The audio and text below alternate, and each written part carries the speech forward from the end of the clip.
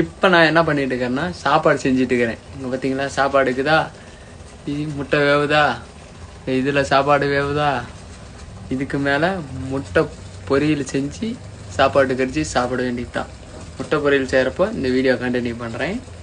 ஜோவுக்கோசரம் சாப்பாடு செஞ்சேன். இங்கே பாருங்க, தயிர் ஊற்றி பிணையணும். இன்னும் ஜோவுக்காக சாப்பாடு பெஞ்சிட்டு இருக்கிறேன்.